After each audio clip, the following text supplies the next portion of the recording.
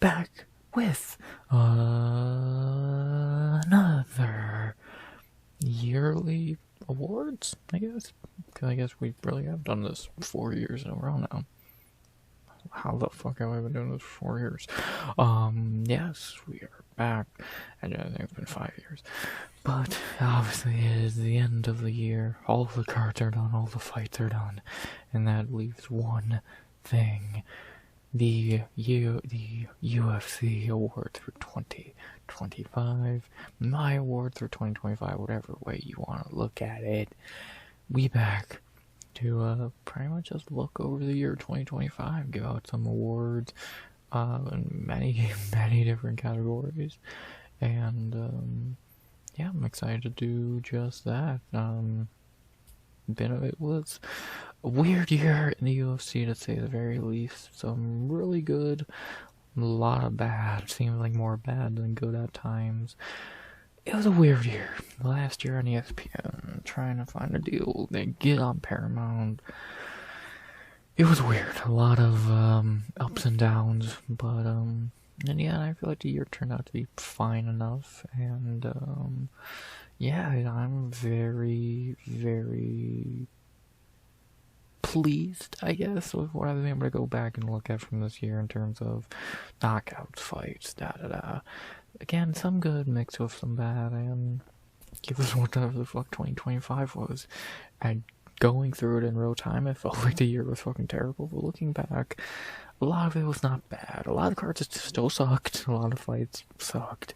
There was some good, and I'm excited, ready, whatever term you want to use, to go over and look at what fully happened in the year. So I think we can do just that, shall we? Yeah, I'm trying to think if there anything else to say. This is definitely the weirdest intro, because there really is not much to say. Even with the retrospectives, there's more to say, but with this, not much to say. So, this is probably the shortest video I do every year. I'm recording this not long after Christmas Eve, as it came up the day, 2:40 in the morning, so AM. So yeah, I'm putting this out. I'm doing something smart for once. I'm recording something before I needed to release, not the night before. So yeah. So hope y'all enjoy that. This will be coming out on Saturday, so hope everyone's Christmas week was great. And excited to look back on 2025. So shall we do that one final time before we head into big 2026? I say we shall. Let's do just that. Last thing to say before we do is, as always, the normal YouTube bullshit, which is, as always, please like, comment, and subscribe. 200 subs was the goal by the end of 2025, but with very little time left till then, I'm not gonna assume it happens. So next year, hopefully we get it, and see what happens. So, that being said, trying to do anything else that needs to be said. Nah, not that I did the YouTube bullshit. Yapped for a minute. Think we can get into everything, shall we? Let's do it. 2025 awards in the UFC. Who won them? Let's find out. Beginning with, I guess, the most coveted, important, wanted, I guess, whatever term you want to use, award this year, fighter of the year. My picks for male and female fighter of the year, I don't think are much of a shock. Merab and Valentina. Merab, even with the loss, I think he still gets it. I don't love that he lost to Piotr. I think that really hurts his case a bit, but if there was someone who was even in a debate with him, I think they might take it, but who else is there? Van, I guess you'd make a case for. Everyone else only fought like one time. Like, I don't know how you don't give it to Marabi. And even in that loss, that was his fourth title defense in the year, after winning 3 fights pretty easily before that. So I don't like the loss, and that does hurt it a bit, but he still gets the fighter of the year in my opinion. I think if there was someone who I think could really be in a debate with him, then I think they might steal it, but who?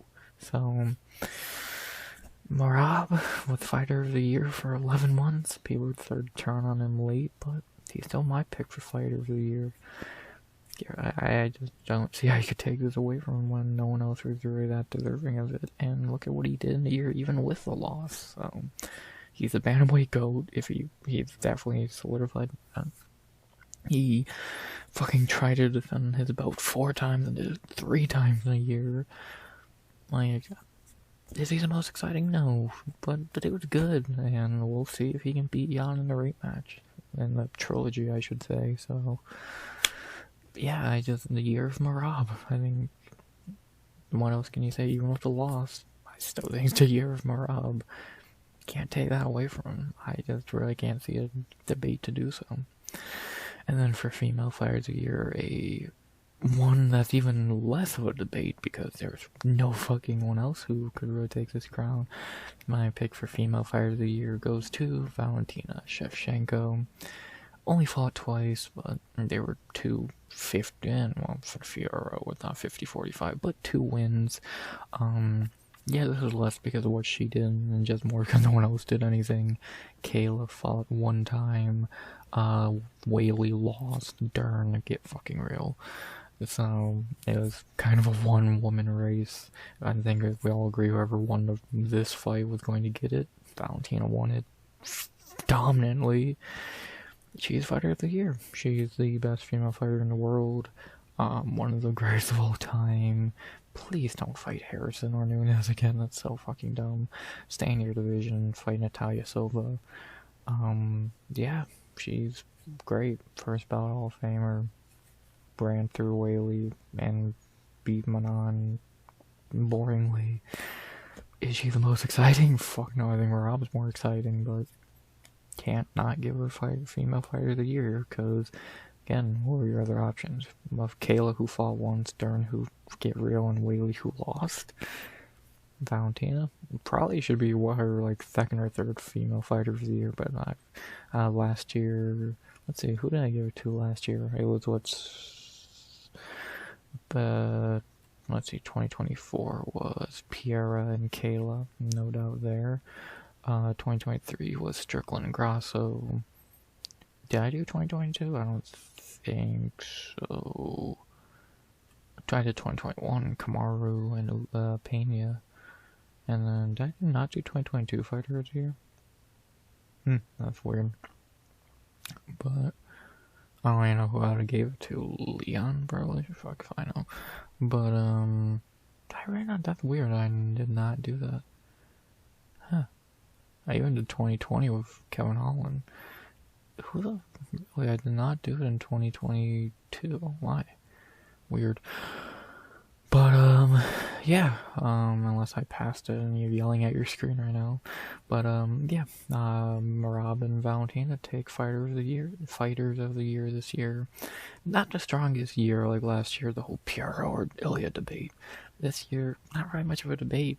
It's really, do you still give to Marab off the loss? And Valentina, what the fuck is there to debate? So, yeah. Marab and Valentina, 2 first bout Hall of Famers, 2 of the greatest of all time. Fighters of the Year, male and female. What else can you really say? 2025 is the year of Marab. After that, we can look at Card of the Year, which is a lot more of a debate. I think a lot more of a debate. My pick for Card of the Year, at least pay-per-view of the year, does go to, speaking of Valentina, UFC 322. Which I know might be a weird pick. That maybe not completely, but I know with these 2 fights being as terrible as they were, the winning fight Card of the Year is maybe a bit crazy, but we gotta remember from, let's say, this fight to, and like pretty much to this fight for a solid, 2, 3, 4, 5, 6, 7, 8 fights. 7 were pretty good. This was kind of shitty, but the rest were really good. 4 great knockouts in a row. Like, even some of the prelims, this was a cool knockout, shitty performance, this was a fine fight. crazy one of the biggest upsets of the year, maybe the upset of the year.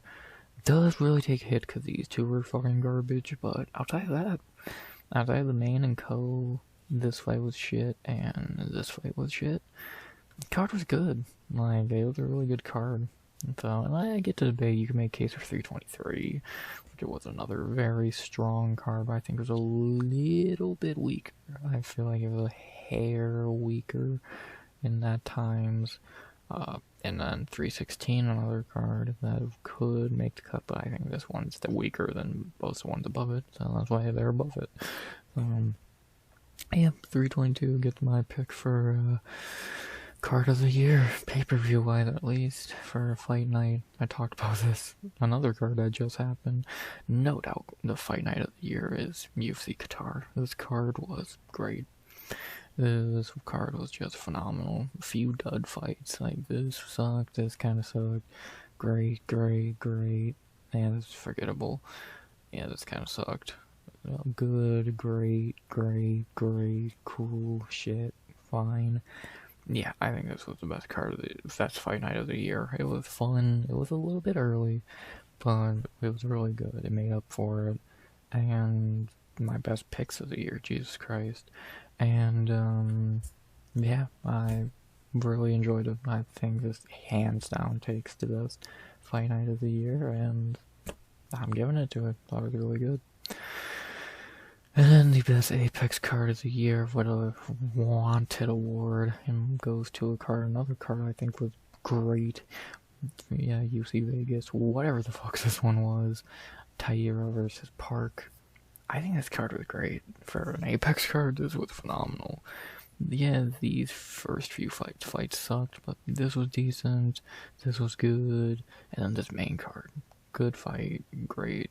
This sucked, but then this ending, back-to-back fight of the night, fun main event. Yeah, I think the best Apex card of the year. Not a high bar or really a cared about award, but there you go. Again, they didn't get a chance to get the updated poster. The main event was so short notice, but it was a good card. And yeah, again, these cards here were really good as well, but I think that card takes it. So there's the best Fight Night Apex and pay-per-view. To go to the flip side, that was the worst card of the year, and it has to go to the card that didn't have had the only card of the year to have under 10 fights, and B, the only card of the year to not have the main event happen. Something that was kind of a running theme with, 3 years ago, only time it happened this year. Yeah, this card takes it. Like, for what we did get, it was shit. And not getting the main event, which would have sucked also, and probably would have still been the worst card of the year. Yeah, this was just not good. And while we're here, this is easily the worst poster of the year. What the fuck is this? This is the ugliest fucking way to put in a fighter's name. Like, why? You have it here. Like, I don't fucking stupid. The worst poster of the year goes to that. And worst card of the year will follow suit. So, yeah, it's not a very good card.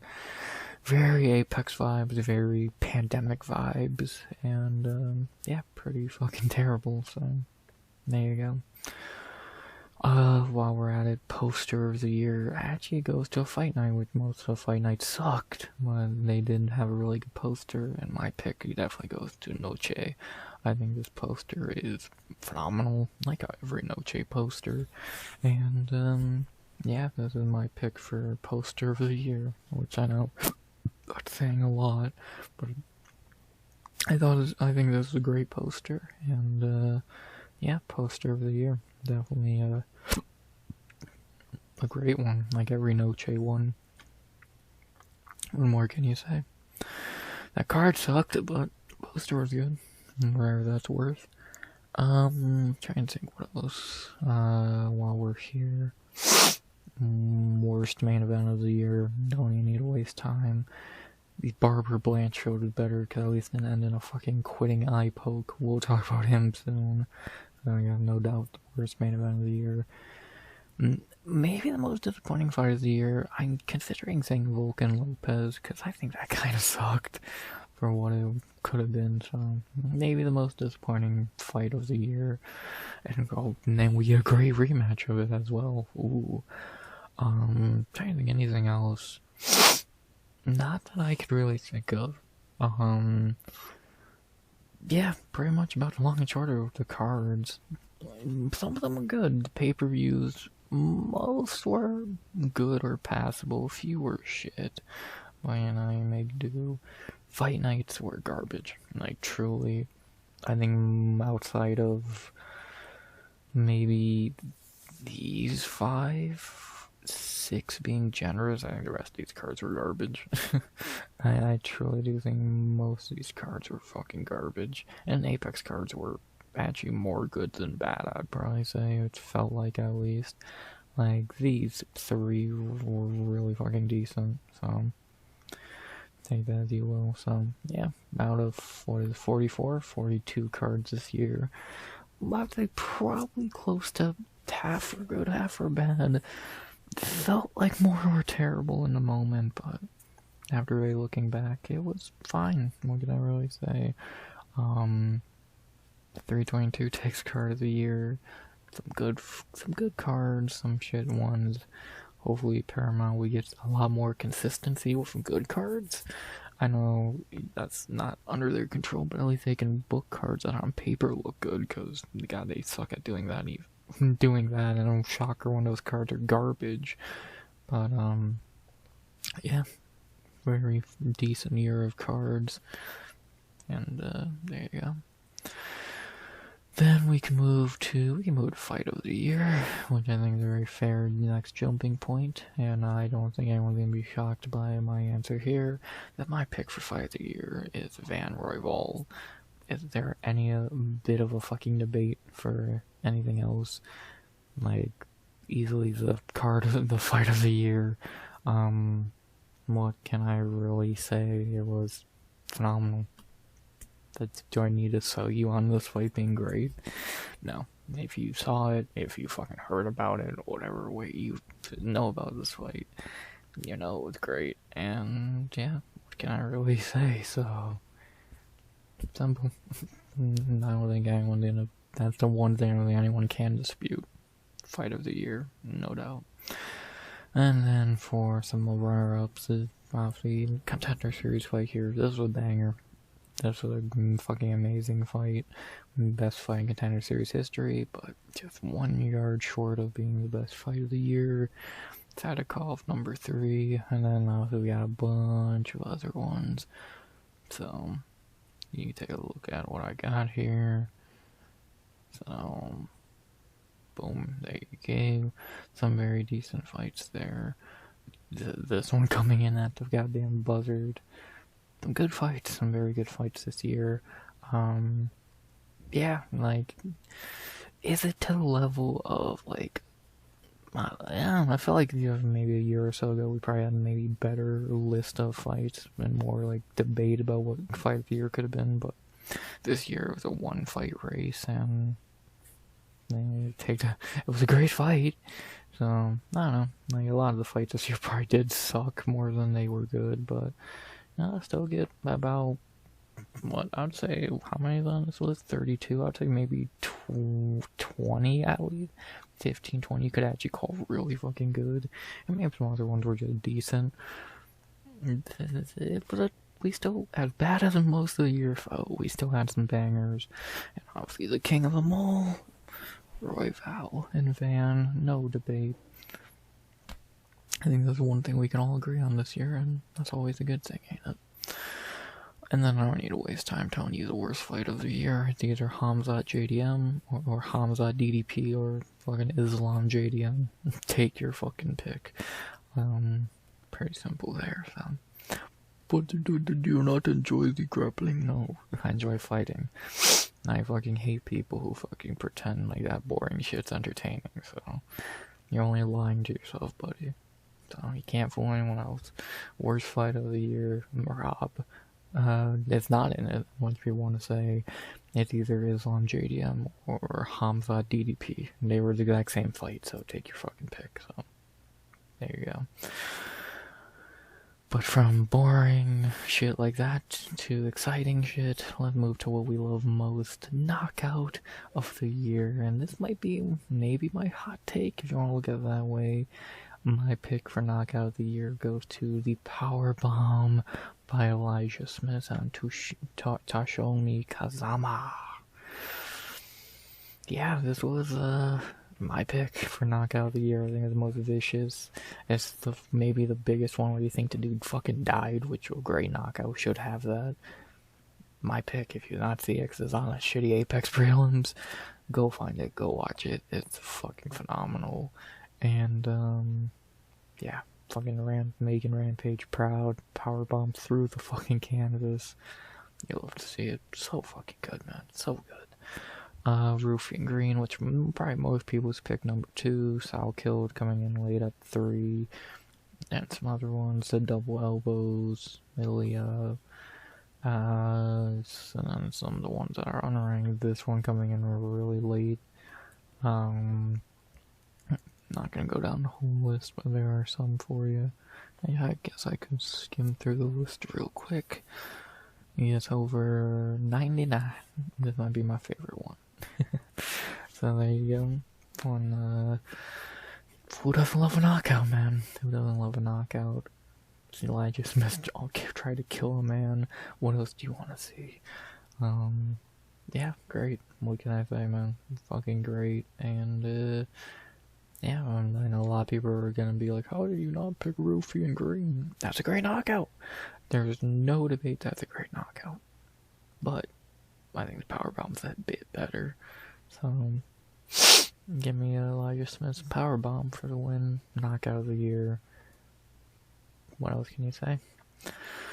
Then for submission of the year, we can look over to a man that should have not pulled out of his main event going later into the year, but for his last fight of the year, we have to say submission of the year goes to Fluffy Hernandez over Roman Dolidze. He dragged the man while he was choking him. That shit was just brutal. Yeah, Fluffy submission of the year, which is again another award that's kind of like whatever. Not many good options, to be honest. I don't know what else you'd really pick. Shout out to Walter Walker. Shout out to Wes Schultz on the Contender Series. Besides that, there's like nothing. It's a submission, no one gives a shit. Yeah, second year in a row, a middleweight fight win submission of the year, because I think last year my pick was Drakus and Izzy. So, there you go. Fluffy and Dolidze. Fluffy getting the award this year. Already booked for a main event next year. See what he can pull out of his hat next year. He takes submission of the year in 2025. Good shit. Not much else to say. While we're on the topic of stoppages, if we can just talk about the worst stoppage of the year real quick. Don't need to waste much time here. Stephen Wynn, Mohamed Yahya, the worst refereeing of the year, worst stoppage of the year, yada yada. Not very much needs to be said there. Next, let's go to my last ranking that we have. Robbery of the year. Let's take a look. Oh, the one that gets everyone fucking salty. Maybe that's not a robbery. Yes, it is. And our robbery of the year this year goes to Eamon the Hobby versus Jose Aldo. They robbed Aldo into retirement, man. Ain't that some shit? Yeah, obviously a robbery. Not even Eamon's only robbery of the year, but his worst one. Yeah, no doubt a robbery. Aldo got fucked again. And, yeah, poor Aldo. Sucks, but what can you do? And, yeah, there you go. More clear robbery of the year. But there was a lot of few that almost took that number 1 spot. Delgado and Wood was fucking pathetic. Myron and Marshall, Hamdi and Pogues, Vieda and Dumont. These are all pretty much the same fight. On Tough, Emmanuel Rodriguez, Eamon again, Carini and Barboza, Fine Matsumoto, Waldo and Spivak. Then we got some ones that are more debatable, but like, well, not this one, but the rest are a little more debatable. Still probably robberies. And, yeah, there you go. I know everyone gets so upset calling something a robbery, but let's be honest. If it's a robbery, it's a robbery. And all the fights you see on your screen right now, and in the top 10, robberies. So, amen, bitch, Sabi. Fucking losing to Aldo clearly, just like Batista. And yeah, it's sad to see Aldo make the top of the robberies list 2 years in a row for getting robbed. And that's some shit. Poor Aldo. But yeah, robbery of the year. Dirty fucking Canadians, man. Have to rob it for their fighters. Fuck them. Trying to look at what's next. We can go, Rookie of the Year next. As a man we brought up earlier in the KOs, my pick for Rookie of the Year goes to Quillian Salkeld. This is a tough debate. There's 3 names who could take this award: Salkeld, Vallejos, and Gutierrez. You can make a case for any of the 3. All 3 got 3 wins in a year. Vallejos didn't want to get ranked, but Quillen and Adiba are probably right behind them. This is a tough race. This is probably the toughest rookie race of all time. But my pick for male Rookie of the Year goes to Quillian Salkeld. Dude's fucking phenomenal. He looks like he's gonna be a future star. This fight got cancelled, but, you know, minor details. I'm not saying this dude's gonna be a champion, but I think he could easily be top 10. Like, I think he would run through Chandler, Gamrot, fucking Fiziev, Dariush, Benoit with ease, Hooker. So, he's good. And then again, I think Vallejos and Adiba are fucking phenomenal as well. But if I'm getting out Rookie of the Year, I gotta give it to Quillen. Like, the shit he did, he's good. This dude just has, and Diba and Vallejos have star written all over them as well. If those 3 dudes can pan out, the UFC has 3 gigantic stars for the next 10 years. Quillen's, 25? And that's about to be his birthday. Yeah, he's my pick for male Rookie of the Year. What else can you say? Again, if you're Team Vallejos, Team Gutierrez, I 100% get it. But in a very close race, give me Quillen. And then for female Rookie of the Year, and they're the very short list. I think only 6 or 7 female debuts, and let's be honest, only 3 were worth a damn.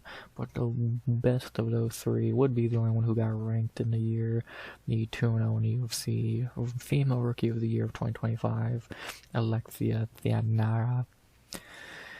Well, it was between her, Bia Mesquita, and Michelle Montagu, and I think Alexia takes it by a hair because she had more than one fight, got ranked, beat Lumilu Bume, who was a very good win, and yeah, not really much of a race here. Outside of those 3, the other 4 debutantes were, I think, Croden, Nicole Calari, UNC Dubin, and was that Eileen Pereira, I think. So, you know, great list of talent there. Yeah, Alexia is good so far. I'm not seeing anything bad of her yet. In the top 15 in our rookie year, good for her. Not very much to say. Just like I said to the guys, hopefully her, Bia, and Michelle can actually be good. Because we need any talent we can get, especially at 110 weight. And strawweight has a bit of talent, but Alexia being good doesn't hurt. So, yeah, those are my male and female rookies of the year. Quillian Salkeld and Alexia Thianara. Last year it was Prates and Harrison. So I don't know how those 2 have turned out. Though it was a Brazilian and an American last year, now it's an Australian and a Brazilian. See what 2026 has for us. Let's hope we'll look back on these rookies a year later. So, what else can I say? But to flip the coin on its head from Rookie of the Year to Fraud of the Year, oh, another term and list everyone hates every year, but if you lose, you suck. And who's the Fraud of the Year in 2025? I think that has to go to one man and one man only. The worst fighting of the year, maybe the worst fighter on the roster, Patchy Mix. This dude sucks. 0-2. Got a fight overturned. So one of his wins taken away. Dude, this dude sucks. I love it. I love how awful he is. All the hype in the world coming in, hyped up. Oh, he's so fucking undefeated, pretty much. He could beat O'Malley and Marab. The dude fucking gets smoked by Mayo Bautista, and yes, he probably did win that Jacob Wicklats fight, but I don't give a fuck. He had a close fight with a guy who, dude, this Jacob dude's fucking awful, and you fucking lost. Fuck him, he deserves it, man. He fucking deserves it. All the hype, all the bullshit. Like, this was a strong list of frauds. Wellmaker, Juicing You, Shara Bullet, Aaron Pico, Mauricio Ruffi. I gotta give it to Mix. He's the biggest clown of them all. Dude should get cut. Fuck, I think Kaya Sakura has looked at just as good.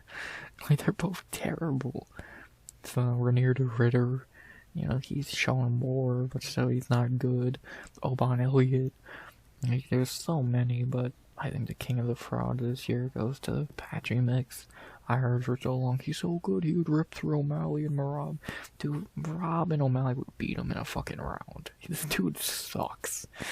What can I say? You're not even the best fighter in that division with this nickname. Like, get rid of you fucking clown. So, yeah, fraud of the year, Patchy Mix. And then for female fraud of the year, there's really not one. Like, there's like maybe 4 or 5 who you'd really call frauds. Dubin, Eileen Pereira, Shiming, who lost on road to UFC, kind of. I think there's one more, but I don't know if I can remember. Yeah, I'll probably say Dubin for whatever it's worth, but yeah, it definitely does not matter, so yeah, there you go. We can do comeback fighter of the year next. I don't have a list, or I'm just going off memory. We can do comeback fighter of the year, and not comeback in a fight. That's a different thing we'll talk about in a minute. But comeback in terms of, you know what that means. My pick, I'm gonna say Koji Horiguchi. Coming back after, 10 years, fighting in a bantamweight, pretty much, who's much taller than you and ripping through him with ease. He's good. If you want to say he doesn't count, fine. But if he does count, then yeah, he's my pick. And now he's gonna crush Amir Albazi next year if he actually makes it to the fight. Yeah, I would say comeback fighter of the year, Koji. But if you want to use someone who maybe like, if you want to use someone who came back from just being a shit fighter, I think Zhuang Zhu should probably get that nod. Moving to CKB after that Padilla fight, getting 2 wins this year, looking great in both. If you want to say he's closer to being a comeback fighter than Koji, cool. And I have no issue saying that, so yeah, Zhuang Zhu or Koji Horiguchi, both strong candidates for comeback fighter of the year. They both deserve it. They're both very good. Yeah, Temple. And then for female comeback fighter of the year, this is one I think very interesting. I think Carly Judice. I really don't think anyone has really came back from a bad 2024 like her. She takes an L in 2024 to Fernandez, where she kind of just looks inexperienced, and then she comes into this year, fraud checks Dubin, run through Calari. She looks good. Apparently she's gonna fight Joanna Miller, which is a super free win. Judice looks good. Judice looks good. Coming off a loss, coming into this year, get 2 wins and look like a legit prospect. Yeah, give me Judice for female comeback fighter of the year. She's fucking good, man. Going from 0-1 to 2-1. She's my pick. And then for comeback in a fight this year, I think we all agree. It's one man. We all know the fight. When you think of a comeback in a fight this year, you think of Yuri and Khalil. There's definitely a few others that you can make a case for, talk about, but when I think of comeback of the year, I think of Yuri and Khalil. Poor Khalil. Yuri just let him beat him up for 2 rounds and then knocked him out. Yuri being Yuri, what can you fucking say? That's why we love him. He's fucking insane, and what else can you really say? So, comeback of the year, unless I'm forgetting something, which I doubt I am, my pick goes to Yuri and Khalil. Trying to think of some other ones. Upset of the year has to be Wellmaker, right? I think he's the biggest favorite to lose this year. So yeah, I think that's a kind of a no-brainer. Wellmaker and Easton Ewing. So, what else? The worst release of the year, worst cut of the year would have to go to Taylor Lapilus, in my opinion. I know some people are going to say, Muhammad Mukayev. No. Renat Fakhretdinov, yes, he did get cut yesterday. Or from when I'm recording it. No.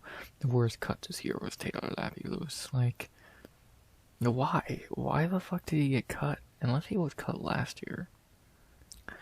He was cut in February of this year, so it counts.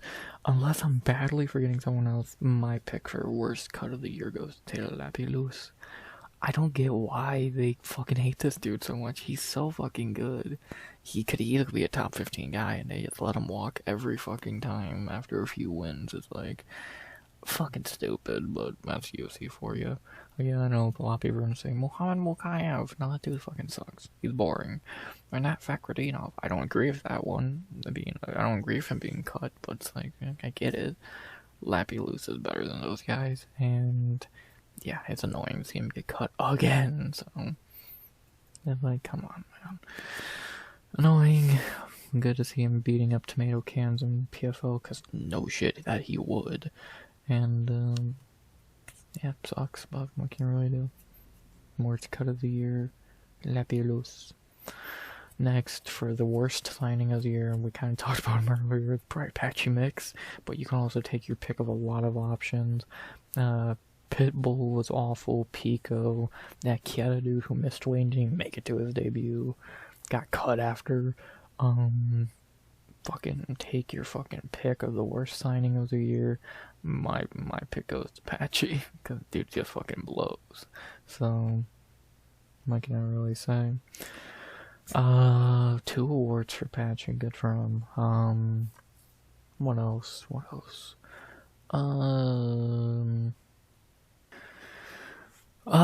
This is an interesting one. The worst bonus of the year. I'm like, what's the worst thing to get a bonus? How the fuck did this fight get fight of the night? Like, this is the worst bonus I might have ever seen. I don't even remember this getting fight of the night. This was fucking garbage. So I don't even know how this won fight of the night, but whatever. Bullshit. And then the worst non-bonus of the year, take your pick. The one I'll go with, or the one I'll bring up since it just happened. How did Melky Zayel not get a bonus for the Morgan fight? Then Morgan knockout. It's like, get fucking real, but, you know, whatever. They give Usman a fight of the night for one of the worst fights I've ever fucking seen, and they don't give Melky a 4th bonus for one of the best knockouts of the year. Make that fucking make sense, so... yeah. Next, to shout out some of the fighters who retired this year. I don't have the full list in front of me. I'll bring it up in a minute, but just from off the top of my head, obviously the top one would have to be Jose Aldo for the 2nd time. Maybe he'll stay retired this time, or robbed into retirement.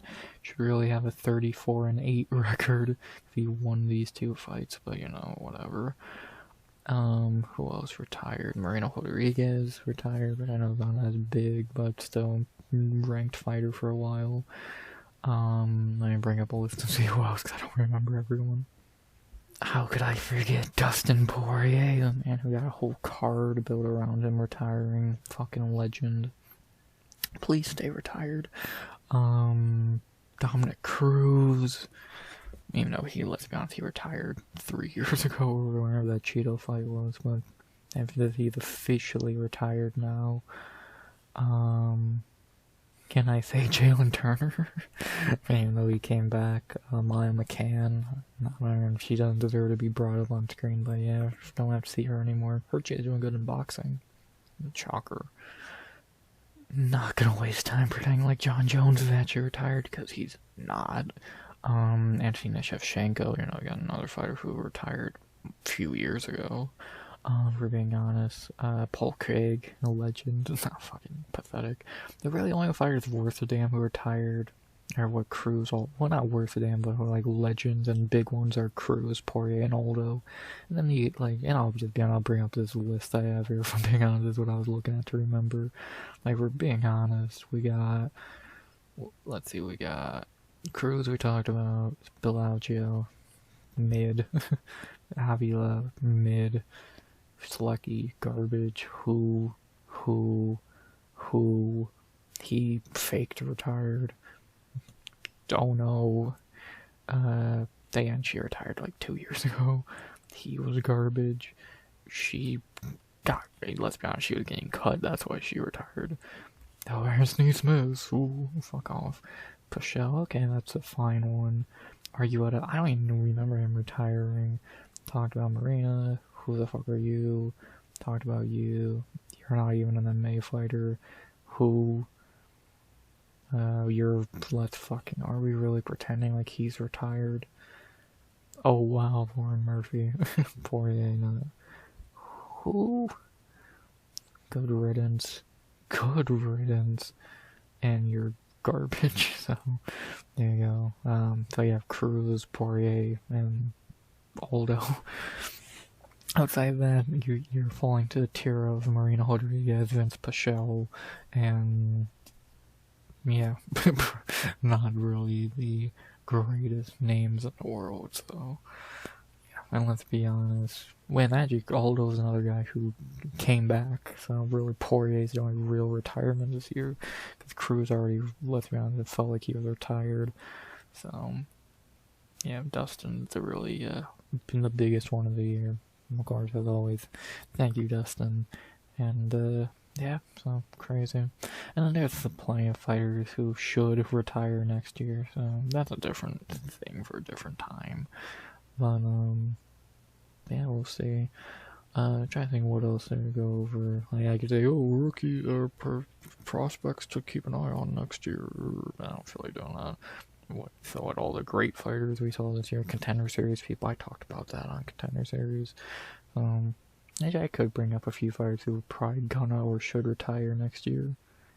This is UFC roster watch. Wonder Boy, Tim Means, Jared really should don't need to yet. Elkins, please retire. Court, Angie's never gonna retire. Diego, Emmett, Carolina. Max Guerrero, they're so decent. Edson, who really needs to fucking retire. And just a few of them who really needs to. Burns. So, there you go. I feel like there's one other thing I'm badly forgetting. What could that be?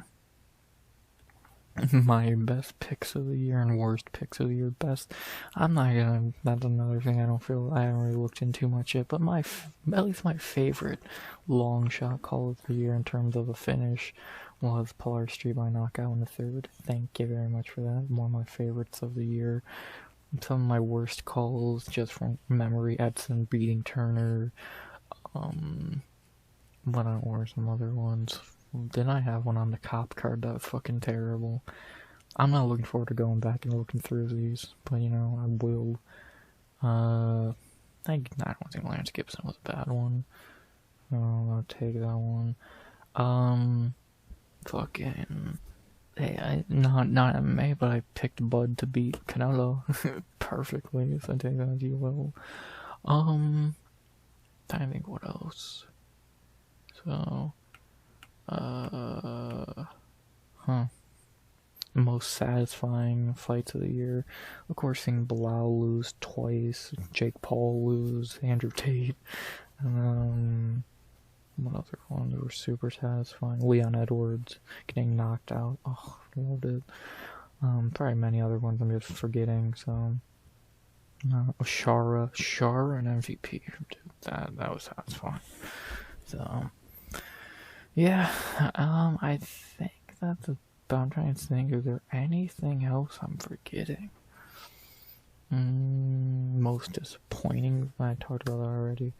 most surprising fight of the year, Alice Ardoyo getting a fight as a night bonus. It happened, trust me. Yeah, anything else? Not that I could think of. I think that's about it. Unless I'm badly forgetting a main topic, clearly it ain't enough for me to fucking remember it. I think that's about that, man. More awards for the year, whatever you want to call it. Yeah, I think that's about that. Gave every minute and big award possible. There you go. Not really much more anything to say, so yeah, that's pretty much 2025 in UFC. Oh, actually, we can do this. The last little cherry on top. We can look at my picks for the year and like my percentage overall for the year by year. And take it with a grain of salt. This is counting contender series and like a few other shits, but mainly this is the UFC. I'm ending with a 61.4% year. I'll take it. I'm shocked I did that good. I don't know what my lock of the night percentage was. I'll figure that out when I figure it out. Probably about the same as last year. I was like probably went like 40 something and 20. Or actually no, I probably went like 20 and some teen number, more than likely. So there you go. Probably not good. I might post that. We'll fucking see. So on the community page. I'll post on Twitter and Instagram for sure. So, but yeah, I think that's about that. So that's my again 604 predictions for the year, 367 right, and some of those like ones Bud Crawford and etc. etc. So. Not bad. My second best year picks right behind 2023, so I'll take it. And, yeah, there you go. Not really too much else to really say. This was fun. This is always fun to do every year, look back on the year, and, while we're in this weird period where there are no fights, always good to look back on the fights from the year, give out the awards, and, kind of just fill a little bit of a void we have without fights for a few weeks. So even though we had Christmas and all that, we don't got that fighting itch scratched, but I hope this does a pretty decent job of that, at least for a little while. And yeah, hope you enjoyed. Like, I know I always enjoy doing this every year. 4th year doing this, which is insane, and I always enjoy it, so hope you did as well. And, yeah, that's about it for 2025 UFC. Crazy.